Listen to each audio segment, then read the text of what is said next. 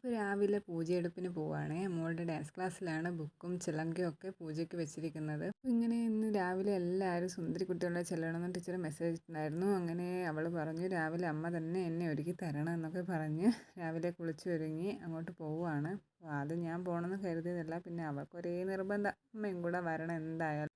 അങ്ങനെ അവസാന നിമിഷം ഞാനും കൂടെ പെട്ടെന്നങ്ങ് ഒരുങ്ങി ഇറങ്ങിയായിരുന്നു. ഓഫീസില്ലാത്ത സമയത്ത് പിന്നെ രാവിലെയൊക്കെ എവിടെയെങ്കിലും പോകാൻ ഭയങ്കര മടിയാണ്. പിന്നെ ഇത് ഇവളെ നിർബന്ധം കൊണ്ടും പിന്നെ ഞാൻ കരുതി അവളെ ഒറ്റയ്ക്ക് വിടാൻ. അവിടെ ഒരുവിധ പേരൻസൊക്കെ ഇന്ന് വരും. അപ്പോൾ പിന്നെ അവൾ മാത്രം ഒറ്റയ്ക്കായി പോകണ്ട. അവൾക്ക് പിന്നെ കുഴപ്പമില്ല, 5-8 വർഷത്തെ എക്സ്പീരിയൻസ് അവിടെ പോയിട്ടുള്ളത് കൊണ്ട് അവൾക്ക് ഫ്രണ്ട്സൊക്കെ കാണും. എങ്കിലും അവൾക്ക് എപ്പോഴും ഞാൻ ചെല്ലണമെന്ന് എപ്പോഴും ഇങ്ങനെ പറഞ്ഞുകൊണ്ടിരിക്കും. അങ്ങനെ അവിടെ എത്തി അവൾ ദക്ഷിണയൊക്കെ കൊടുത്തു. ടീച്ചർ എടുക്കുന്ന ചിലങ്കയൊക്കെ വാങ്ങിച്ചുകൊണ്ട് വന്നു.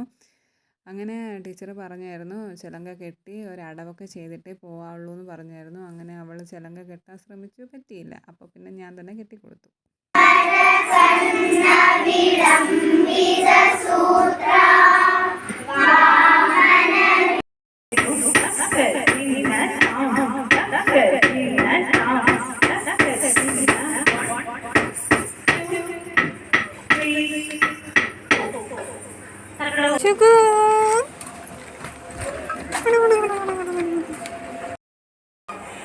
തലകറക്കമുണ്ടാ? ക്ഷീണം മാറിയാ? പോയാ? ഡ്രസ്സും എൻ്റെ കുറച്ച് നേരം കിടന്നു. എന്തായാലും അവളെ കൂടെ ഞാൻ പോയത് എന്തായാലും നന്നായി. അവിടെ ചെന്ന് അവൾക്ക് അടവൊക്കെ ചെയ്ത് കഴിഞ്ഞപ്പോൾ ഭയങ്കര തലകറക്കവും ഛർദിയൊക്കെ ആയിരുന്നു. അങ്ങനെ അവളെയും കൂട്ടി ഞാൻ പെട്ടെന്ന് വീട്ടിൽ വന്നു. അപ്പോൾ അവൾക്കും നല്ലോണം വിശക്കുന്നുണ്ടെന്ന് പറഞ്ഞു. കുറച്ച് കഞ്ഞിവെള്ളമൊക്കെ അവൾക്കും കൊടുത്തു, ഞാനും കുടിച്ചു. നല്ല വെയിലായിരുന്നു, അത് കാരണം നല്ല ദാഹം ഉണ്ടായിരുന്നു. എങ്ങനെയെങ്കിലും വീടെത്തി ഇച്ചിരി വെള്ളം കുടിച്ചാൽ മതി എന്നാണ് എനിക്ക്. പോകുമ്പം ബോട്ടിൽ വെള്ളം എടുത്തായിരുന്നു, അത് അവൾക്ക് കൊടുത്തു. ഞാൻ കുടിച്ചൊന്നുമില്ല. വീട്ടിലെത്തി കഞ്ഞിവെള്ളം കുടിച്ചു. കഞ്ഞിവെള്ളം കുടിക്കുമ്പോൾ കിട്ടുന്നൊരു സുഖം അത് സാധാ ചൂടുവെള്ളത്തിന് കിട്ടൂല. അങ്ങനെ ഇടയ്ക്കിടയ്ക്ക് അടുക്കളയിൽ നിന്ന് പണിയെടുക്കുന്നതിനിടയിൽ ഞാൻ ടി വിയും കൂടെ നോക്കുന്നുണ്ട്. അതിനാണ് അവിടെ ഒരു കണ്ണാടി വെച്ചിട്ടുണ്ട്, ആ കണ്ണാടിക്ക് കൂടെ നോക്കും.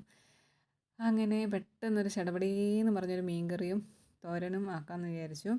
മീനൊക്കെ ചേട്ടനെ മുറിച്ച് വെച്ചിട്ടുണ്ടായിരുന്നു. പാവം രാവിലെ നമ്മൾ പോയത് കൊണ്ട് പിന്നെ ചേട്ടൻ മീൻ കൊണ്ടുവരാൻ ലേറ്റായി, അതുകൊണ്ട് ആൾ തന്നെ മുറിച്ച് വെച്ചു.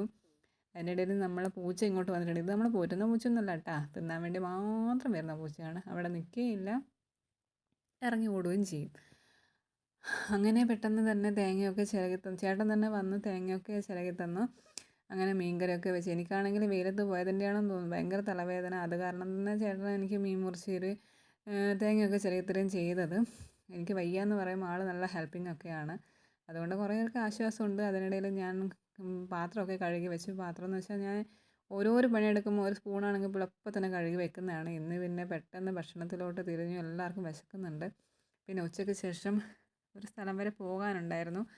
അപ്പോൾ അതുകൊണ്ടൊക്കെ തന്നെ പെട്ടെന്ന് ചടപടീന്നാക്കിയതുകൊണ്ട് പാത്രമൊക്കെ അവിടെ കിടന്നു. ലാസ്റ്റാണ് പാത്രമൊക്കെ കഴുകി വെച്ചത്.